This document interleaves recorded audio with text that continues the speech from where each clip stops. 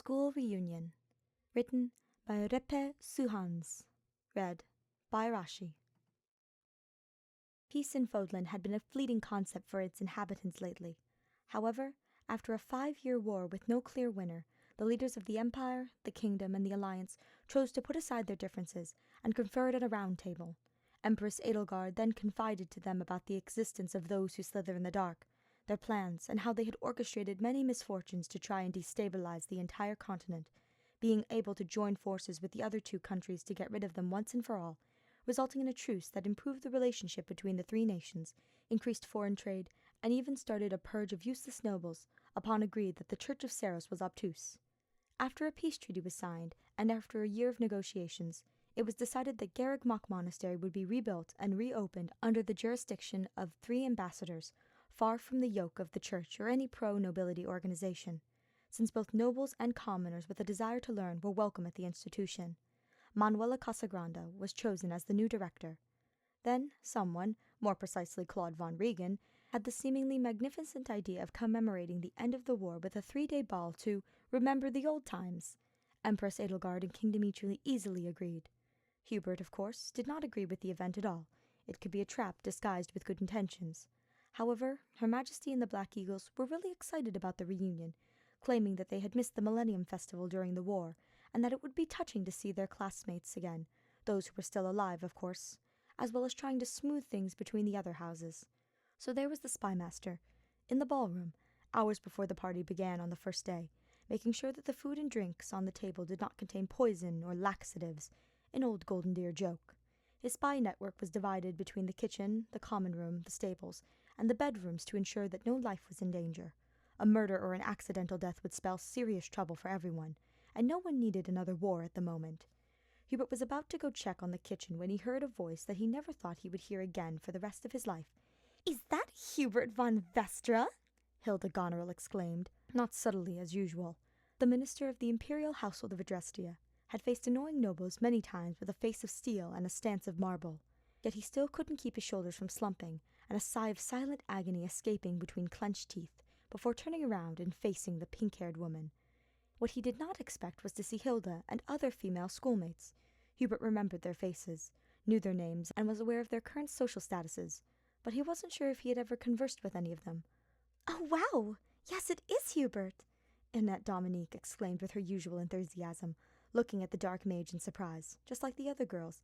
"You're right, it was hard for me to recognize him at first," said Ingrid Galatea, who seemed to be the only one educated enough to not look at him as if he were some kind of exotic animal. "Hubert!" The pink-haired girl took him by the arm and fluttered her pinkish eyelashes at him. "Do you remember your old friend Hilda?" Friend, huh? Hubert could swear the Goneril only spoke to him to annoy him and laugh at him, not out of malice, but out of boredom, and possibly because of von Regan's influence as well. "I wish I didn't," he replied politely, despite the cutting words, trying not to sigh again. "Good afternoon, ladies." He then greeted his other former schoolmates, who greeted him back warmly, as if Hubert were an old friend to them, which was weird. "You're still as bitter as ever." Hilda released him and pouted, puffing her cheeks, also placing her hands on her own waist. "At least now you're less ugly." Hubert would just roll his eyes and turn a deaf ear to her comment as usual, but his eyelids fluttered open at someone's retort. "Huh? But Hubert has always been a handsome man," Mercedes von Maltritz said with a serious expression. She was the kind of person who would never lie out of pity, so the mage froze after hearing her. "I must say that your hairstyle you used to have during our school years did not help your features at all. It hid much of your face and made your natural charm get lost. But your current one flatters you, since it highlights your cheekbones and makes you look like a noble gentleman from classic literature." She smiled at him. Charm? Classic gentleman? Hubert had never heard so many honest compliments towards him, others than from the lips of a certain ginger man, that he didn't immediately know what he was supposed to say to that. "Yeah, now that I think about it, I think you're right," said Leonie Pinelli, with her hand on her chin. "The first time I saw Hubert, I thought, this guy's way too weird and too formal. But I never thought he was ugly, just not my type. Also, I remember Hubert saying or doing weird things, but there were definitely weirder guys than him." "True. Wasn't there a student who used to harass women at school?" Annette inquired. "Sylvain?" Ingrid said. "No, it wasn't Sylvain." Annette shook her head. "Neither Lawrence," she added when Hilda raised a hand. He was the guy that Professor Hanneman caught spying in the sauna and then got kicked out of the monastery. Oh, right. I remember that, Lysithea von Ordelia nodded. At the time, Hubert acted like an antisocial vampire and no one dared to approach him.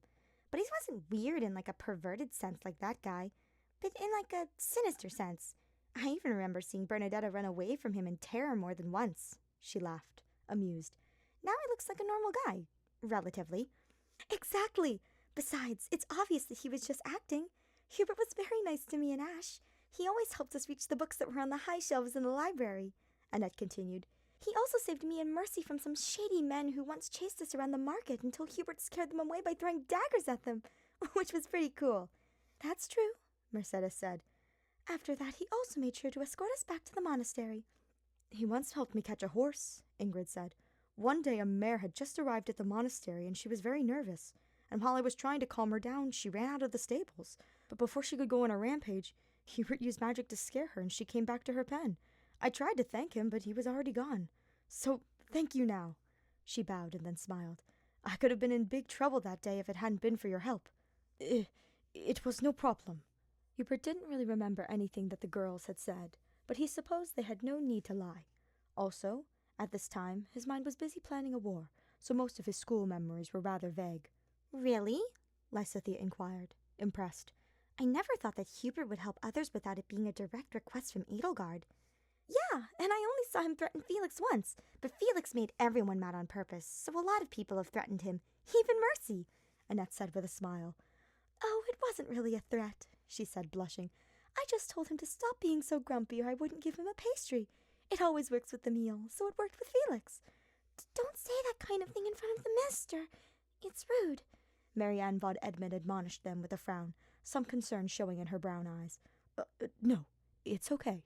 Hubert cleared his throat, a little nervous to have the woman's gazes turned his way again. He didn't expect the girls to think so highly of him. I admit I had fun scaring our classmates at that time, especially Bernadetta, something I am not proud of now. By the way, I need to say that you all look stunning today, he added with a slight bow. It was only fair to return the compliments.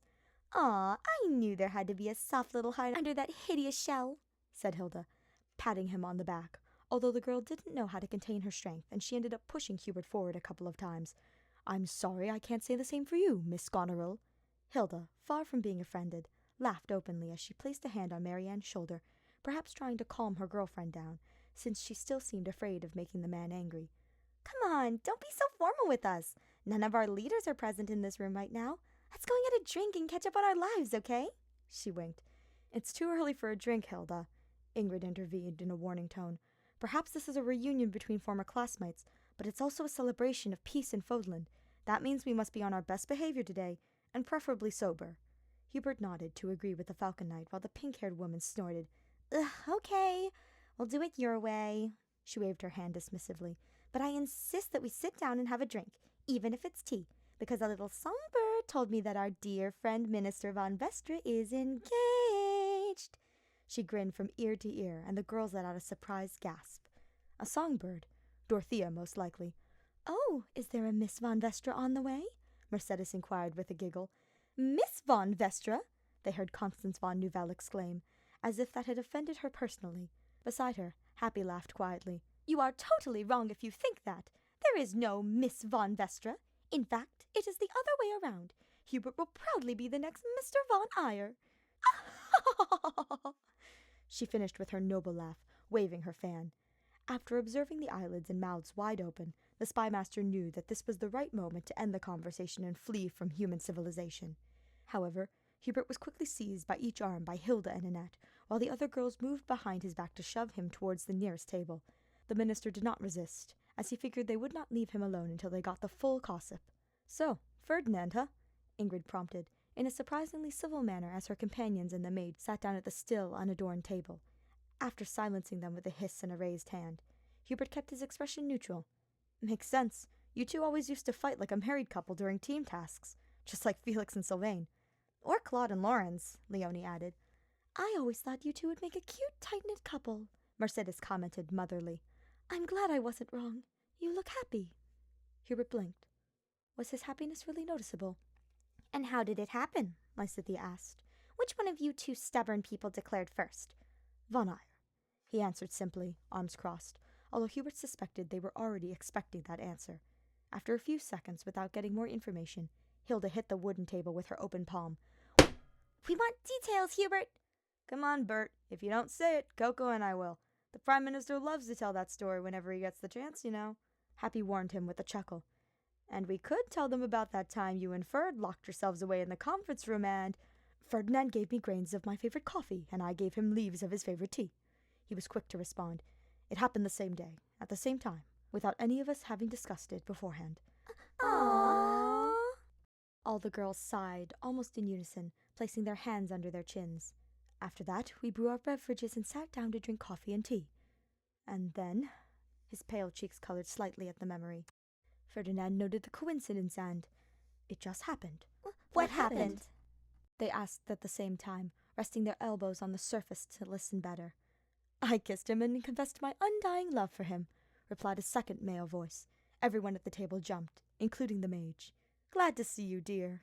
The ginger man leaned over the chair and kissed his fiancée's flushed cheek. "Ferdinand." Hubert sighed his name and took the offered hand. A small smile showed on his lips and his boyfriend's. "You had a good trip, I hope?" While the Empress and the Minister of the Imperial Household had arrived at the Officers' Academy a week earlier to continue with other negotiations, the Prime Minister of Adrestia had stayed in Enbar for a few more days to put everything in order before their absence, so Hubert had not seen Ferdinand for nearly 3 weeks. "Of course, your assistants made sure to keep me comfortable and busy so I wouldn't get bored," Ferdinand said, tightening his gloved hand affectionately. "But it was a long trip, so I'm going to report to Edelgard first and then rest for a bit. I heard we were assigned your old room?" he commented in a questioning tone. Hubert nodded and handed him a key taken from his front pocket. "Your old room was assigned to Caspar and Linhart." "Ah, I see. Thank you, dear." He put the key in his jacket and laughed a bit. Ferdinand then turned to the woman and bowed. "Ladies, good afternoon. It is always a pleasure to see you." Hello, Ferdinand. The girls greeted him with giggles. "Since you are all here, I kindly ask you to keep my dear Hubert company. I've only been in the monastery for a few minutes, and I've already heard several rumors about the mysterious and handsome tall man next to the Empress that is drawing all the prying eyes, which makes me fear that our old schoolmates would try to steal my fiancé from me." "Ferdinand!" Scandalized and blushing, the mage slapped him lightly on the side, but it only made Ferdinand chuckle. "Don't worry, Prime Minister Eyre," Hilda replied in an exaggeratedly formal way, trying not to laugh. "We all here have bodyguard training, and we'll make sure to take care of your husband-to-be." The other girls nodded. "Ah, I thank you from the bottom of my heart," he said with a hand over his chest and a relieved smile. "I take my leave for now. I will see you later when the festivities begin." And before Hubert could say anything else, Ferdinand gave him a quick kiss on the lips, caressed his chin, and winked, before running away with a smug smile plastered across his mouth. "Goodbye, Ferdinand," the girls said in chorus. Hubert wasn't sure what kind of expression he had on his face as the girls fluttered their eyelashes and sighed as if they were watching an opera, but he shook his head and waved his hand to catch the attention of a servant. He needed a coffee. Hubert gave a long sigh of exasperation. Fortunately, the festivities were going as planned. The former students chatted, danced, and drank together, while putting aside past grudges, at least for the occasion, though that didn't mean his infiltrated spies should lower their guard. What the Dark Mage didn't expect was that his fiancée was right about something. What was he correct about?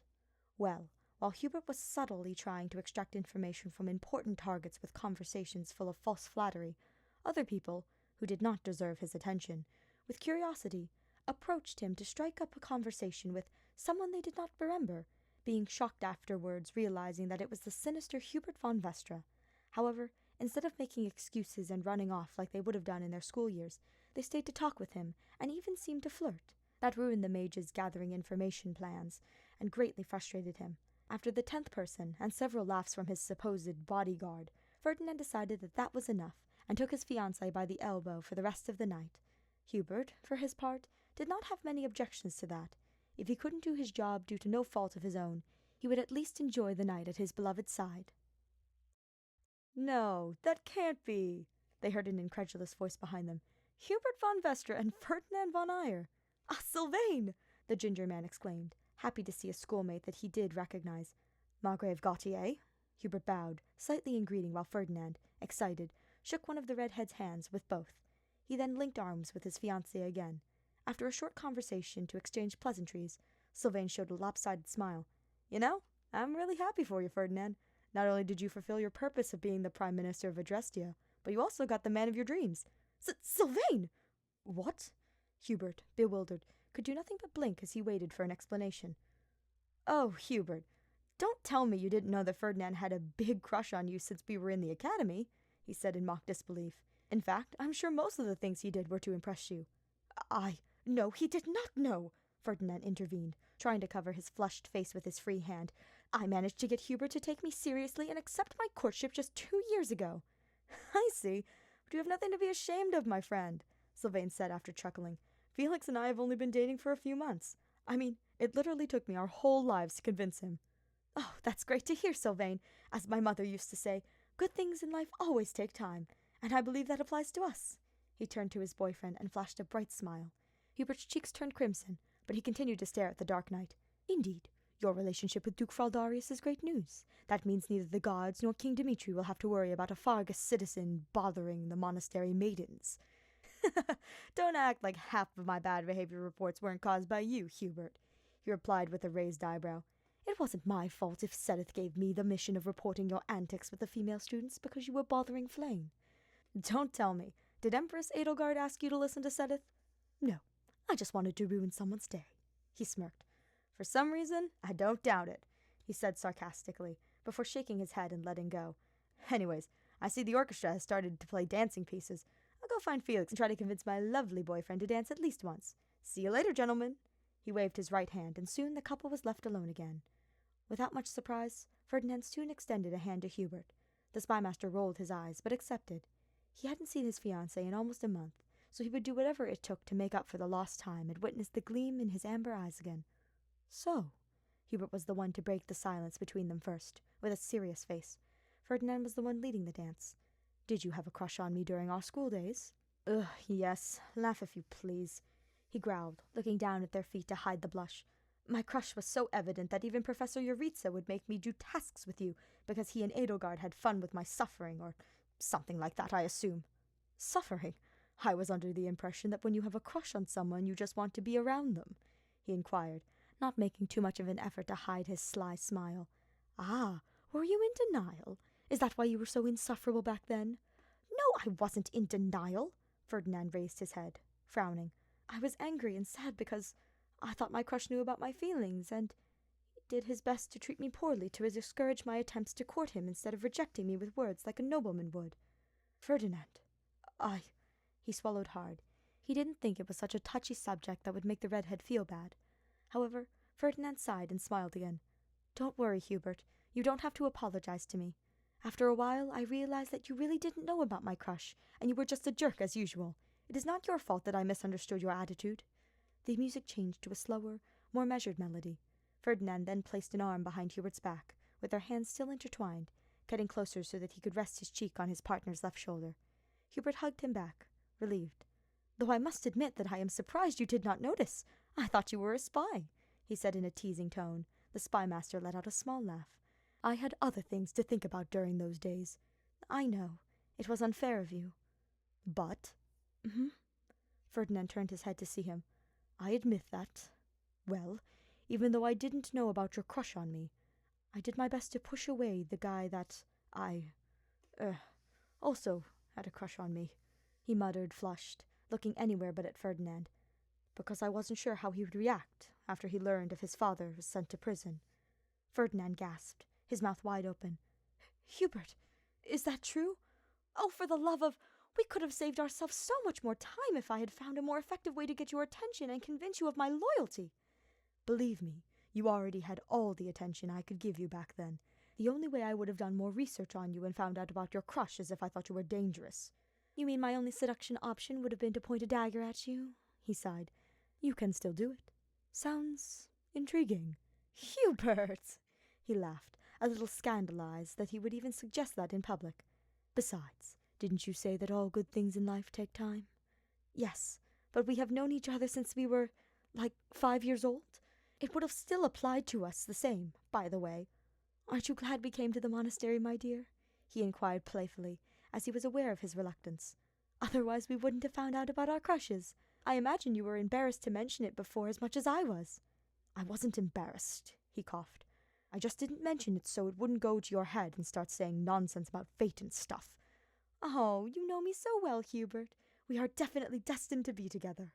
Ferdinand didn't wait for more adorable comments disguised as insults, and kissed his fiancée's lips. A series of gasps were heard all around them, and Hubert quickly looked around to see what was happening. Several people on the dance floor were looking at them in awe, while their fellow Black Eagles that were near did little more than roll their eyes in exasperation. This confirmed to Hubert that he and Ferdinand were in the spotlight. However, instead of putting a stop to the public display of affection, the Dark Mage decided that it would be a good opportunity to let it be known that he was a taken man. So, in that way, perhaps he would be able to do his job for the next 2 nights. So he kissed Ferdinand one more time.